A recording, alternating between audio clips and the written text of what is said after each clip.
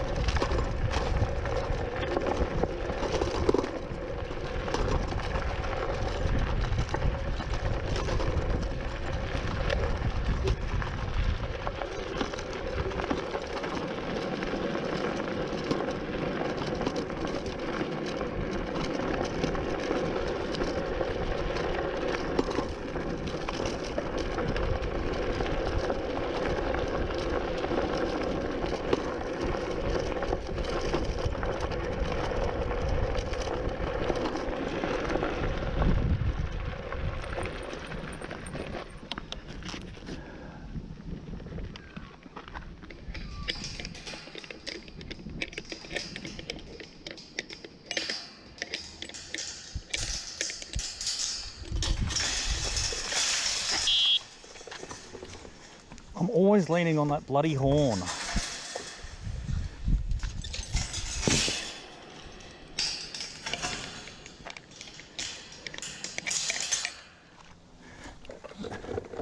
Might have a bloody two-stroke on it, but you're still going to hear me coming because I'm always leaning on that thing.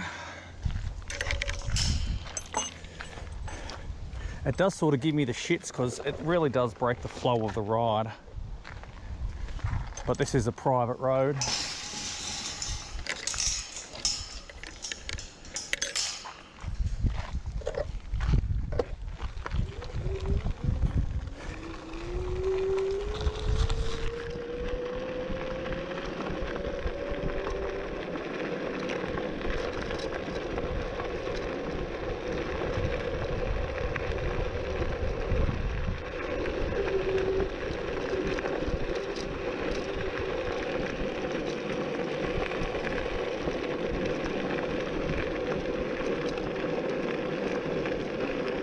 I've got the sun glare coming off this little speedo, and it is just not bright enough to see in the daytime.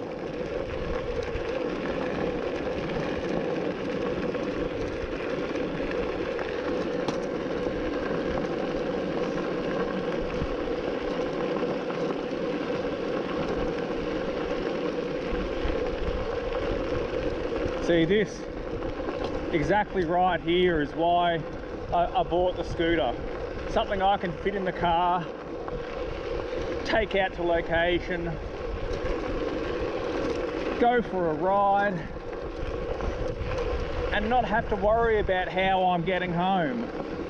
I mean, if something does break down, then I can, you know, just have to walk back to the car. I don't have to worry about getting all the way back home. It's the same thing, you know, even if I fall off and have an injury, it's the same thing. It's not as far to go, and that's what I like.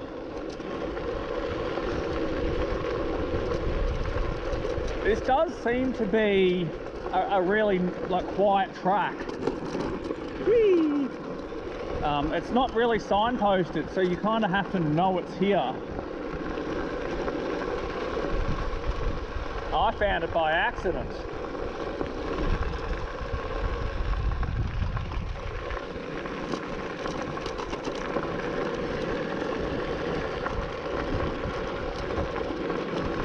And I tell you what, these gentle curves and these mild hills, it's perfect for a scooter that goes this fast. And especially for someone like me who, well, I'm not confident on a vehicle this size. I was never really a scooter person. I spent my childhood on, you know, push bikes.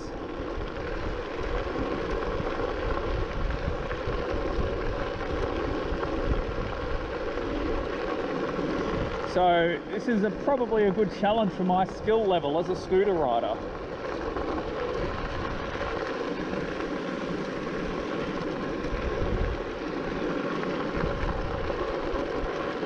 There is another car park, if you can call it that. Sort of halfway between the two. And again, this road, it is a bit of a pain to get through because, oh, as you can see, it's a little one-way. Now here's where the scooter will be challenged, because the hills along here, well, they're fairly steep. And the gravel is a lot looser too, so I'm going to have to be a bit more careful about how I'm riding.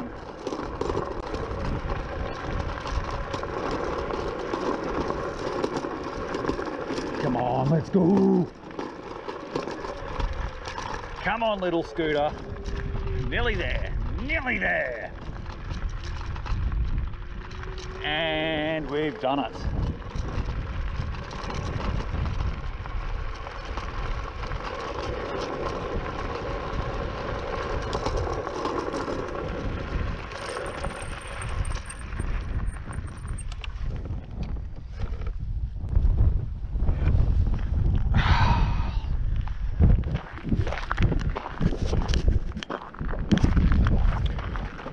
All right, so I thought I'd stop here and have a bit of a chat, seeing as there's no one on the path and I don't really like talking to myself. That's what it seems like when people are walking past, but I want to have a chat about this scooter. I took out a line of credit to get it, so it's costing me money technically. I've been dead broke lately, but for what it is and what I paid for it, $600 Australian plus a scratch under $50 for shipping. Call that $650. Considering the price these scooters have come up to lately, I would classify this as an entry-level scooter. 48 volts, 500 watts. It doesn't mean a lot to me, not really. What it does mean is I have a little scooter that can climb hills, with the exception of really, really rough, like grassy areas, or really, really long and steep hills. But what I found is all I really have to do is stand up. I can raise the handlebars and give it a kick up the hill, and it'll still make it up the hill. It's a hell of a lot easier than not having the electric power. And the seat just, it's comfortable, I'll give it that. I was worried about the suspension seat post. I thought that I would have broken it by now, because I'm a heavy set rider, and it is only a tiny little scooter. I have from time to time referred to it as a bike because it's just what I'm used to, and with the seat it just does feel like another bike. In hindsight, I do wish that I had have waited until I had an extra $300 and gotten the dual motor 1000 watt one, because I do feel like it's not quite powerful enough for me. But I do think that's because I am used to the motorized bikes. I'm used to having the 2 strokes. They are faster, they'll go further.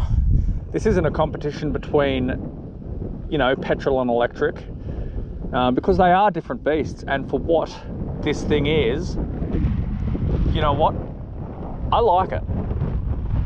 It may not be as fast as I'd like, but given my personal skill level, that's probably a good thing.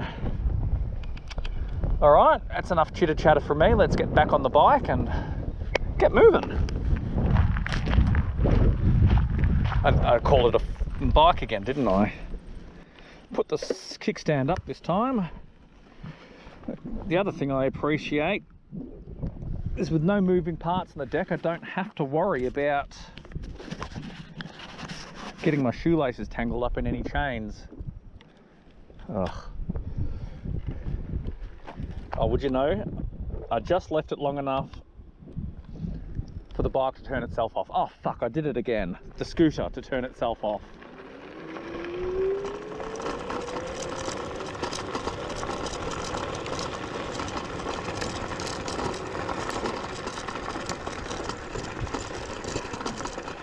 All right, back in my younger years, I would have gone full speed down this little hill, but I just don't have the confidence, or I believe the ability, to send this thing going that fast down a hill with such loose gravel on it.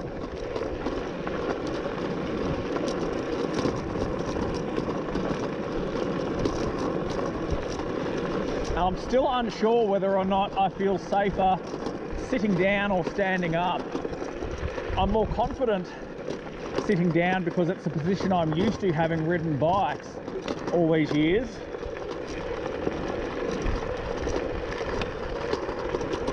I feel like I have a lower center of gravity and it's easier for me to shift my weight. But I am inclined to want to stand up whenever I hit really rough terrain, and I think instinctively, I think if I'm going to fall off, it's going to be easier to clear the scooter and just send it on its way in front of me and try and clear it. What was I saying about the loose gravel?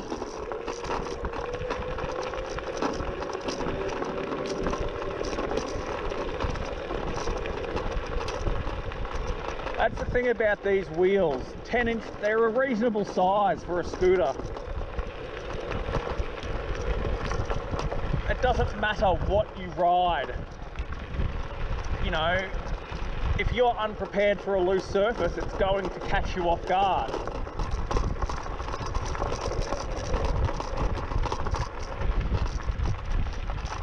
And this particular trail is notorious for big, chunky, loose gravel.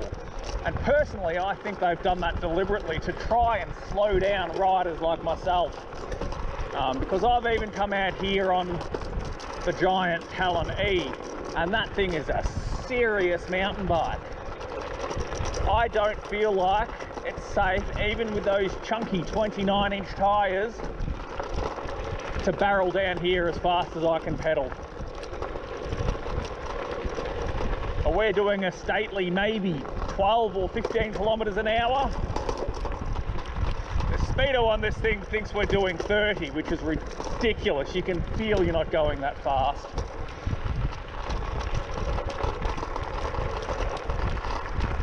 Given the power limitations of this scooter, the top speed we're going at now on a slight long uphill, I probably wouldn't want to go much faster than this anyway, even if I could. Because the faster you're going, when the tyres slip out from underneath you, obviously the greater the risk of injury.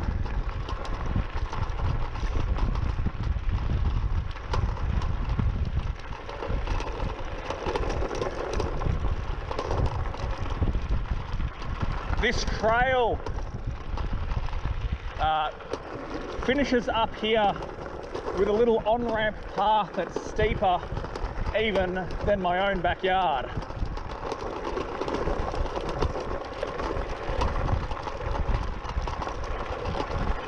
We're riding along what I believe was once an old freight railway, long since decommissioned. It would have been servicing the open cut coal mines at one point in our busy little history.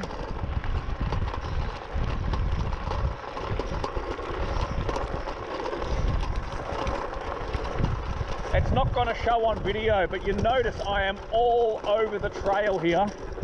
I am just letting the scooter take me wherever it wants because it is so slick that I don't think that I really have much of a choice. I'm just trying to pick a line that isn't so loose.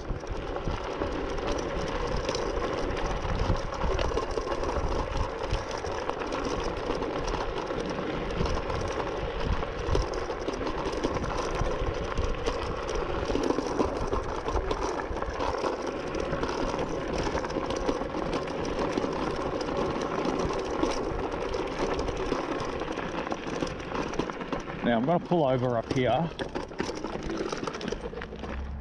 There is the path that goes down.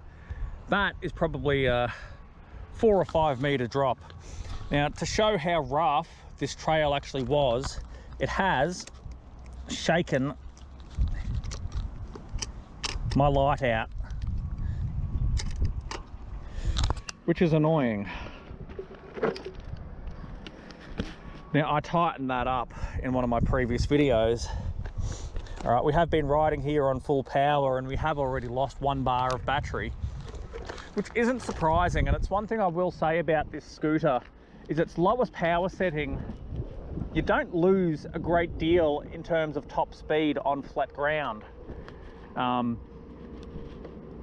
But because it's trying to push you that much harder, it is working harder and it will chew up the battery.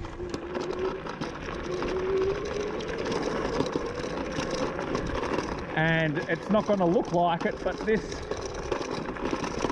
rough and can you just see how my headlight is bouncing around down there?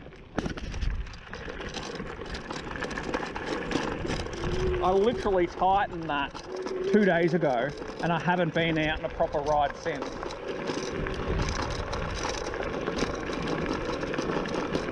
That is just how rough this loose surface is. This I will say, the suspension on this bike, given that it only has the front suspension, it really does absorb all of these little bumps and jolts. You know, my light is just flopping around down there like it's about to come right out, and I've got almost no vibration coming up through my arms. It really, really is a smooth ride, and it really is quite pleasant. I feel like the suspension in the seat post makes up for the lack of suspension in the rear wheel. You know, in terms of vibration, I know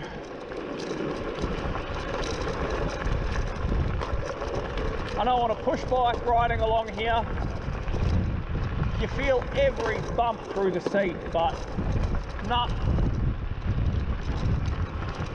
This thing is really, really comfortable to ride.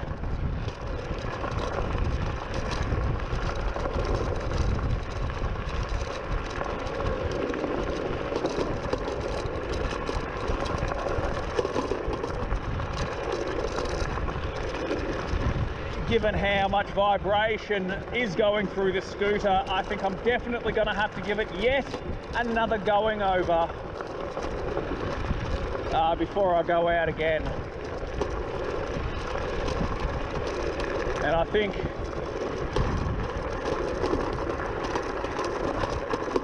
I basically knew that things were going to rattle loose, and when I got the scooter I wanted to undo everything and Loctite everything, because I know in the long run that's what I'm going to have to do.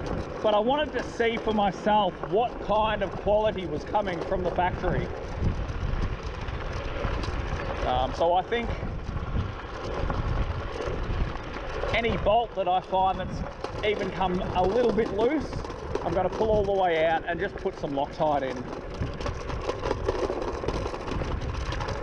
There's 4 bolts in the base of the scooter, which you may have seen if you've been following my other videos. Incidentally, the only purpose those 4 bolts have is to hold the ECU in place at the front of the deck.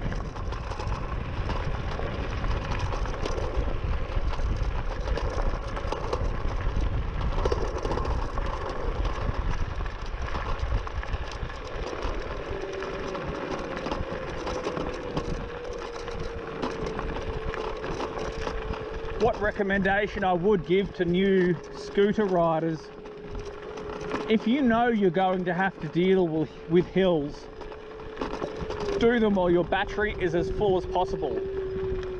Because while you may be able to scoot for ages on end on flat ground, you will have that extra little bit of torque on a full battery that might be the difference of getting over a hill and, you know, potentially getting off and walking. I feel like if we had 1,000 watts to spare, instead of just 500, it might be a different story.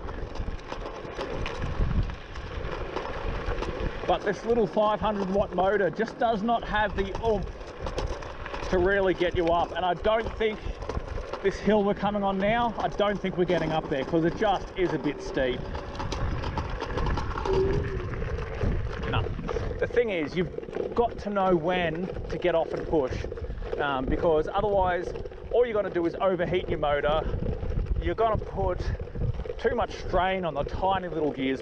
I haven't opened this hub motor up yet, but most of them are planetary gears, 3 gears running around a central cog, and they're usually plastic. The more strain you put on those, the more likely it is you're going to strip them out and potentially ruin your motor. Doing a battery check there. Yep, we seem to be all good. Keys are still in my pocket. The good thing is, despite having to walk up that little hill,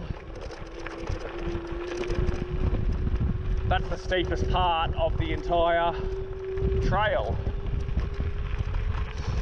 It's one of the reasons I wanted to come out here today, because I was curious to see whether or not I'd be able to make it up both sides.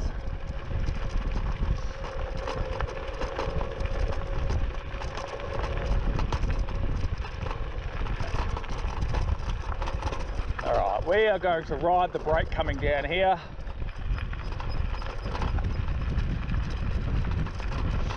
I have neither the confidence nor the ability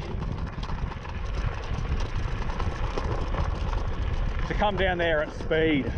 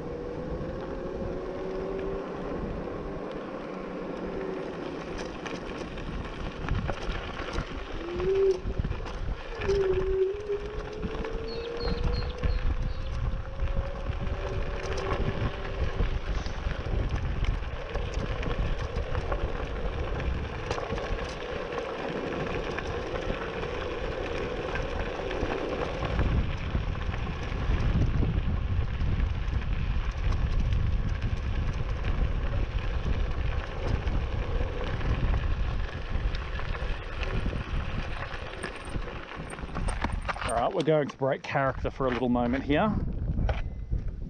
Seeing as the trail is empty, I'm going to pop the GoPro down here just for a little drive-by.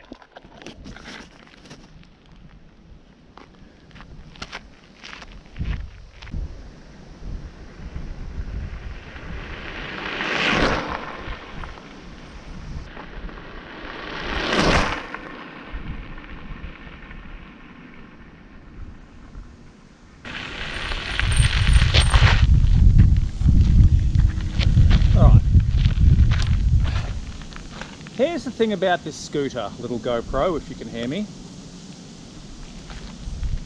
Can't really do burnouts on it, because as soon as you hit the brake, it cuts power to the motor.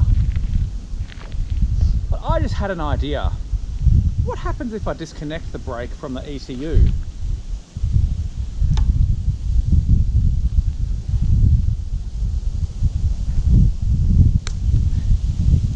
Thing is it's a mechanical brake.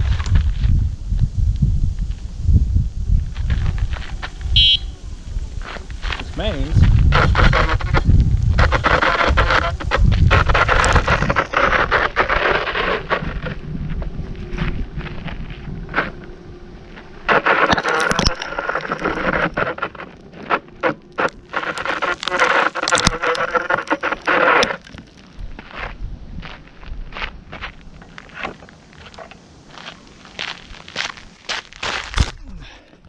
I can do that.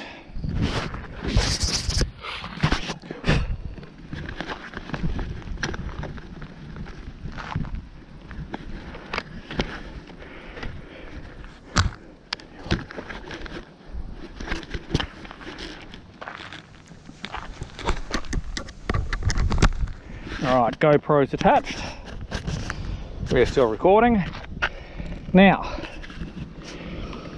we're doing all right for battery here. According to the odometer, I've done 82 kilometers on this scooter, which is absolutely not correct. Maybe I've done 40 or maybe 50 Ks on it. And I've been going opposite extremes. Our brake's now plugged in again. So off we go. Yeah. Oops. There goes the kickstand. The thing is, I rode around in economy mode to see how far I could go. And then I've been riding around on, you know, setting 3, which is, you know, high power mode, to see how it performs. I haven't really spent much time, you know, in normal, right in the middle. But I'm feeling like that's the best compromise between, you know, power and economy. But I haven't spent any real time. All I have noticed is how quickly the battery does drop compared to mode 1 and mode 3.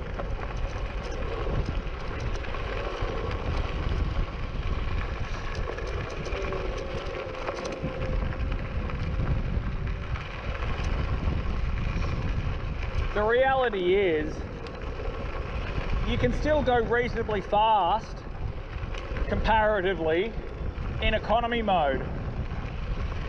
I can see myself doing most of my riding, in that mode. Because whenever I do have a hill to get up, I can just temporarily bump the power up to help me get over.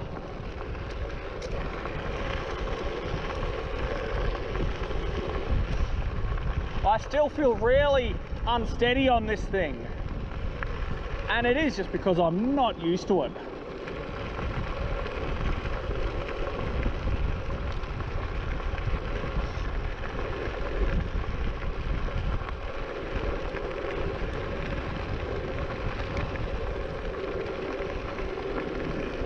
Now, this battery was fully charged before I left home, and I've done the entire thing on full power mode. Disappointingly, the battery's gone, you know, it's already lost 3 bars.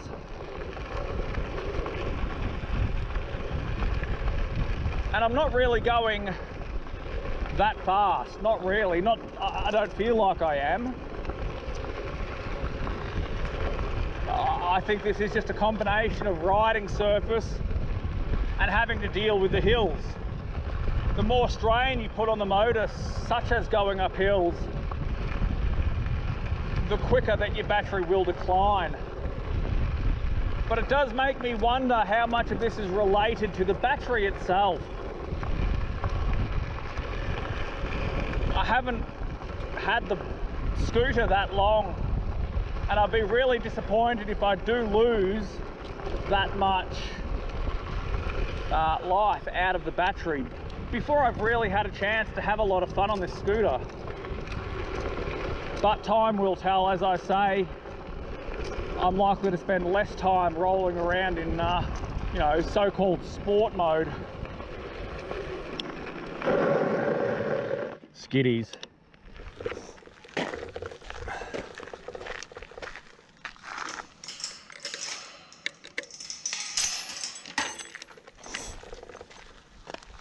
I do wonder as well if seating position has anything to do with that. I wonder if having my weight over the back wheel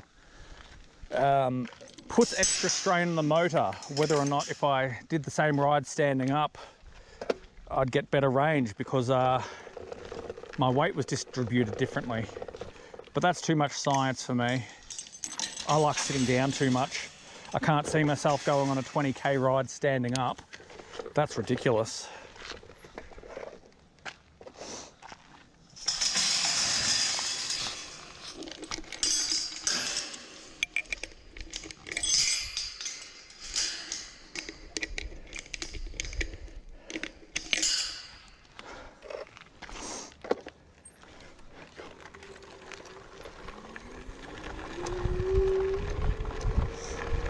This is such a nice little trail. It's really disappointing that it's so short. Don't have a lot of good riding trails around here. I have to drive for ages just to get to them, which again is another reason why I like being able to fit the scooter into the boot.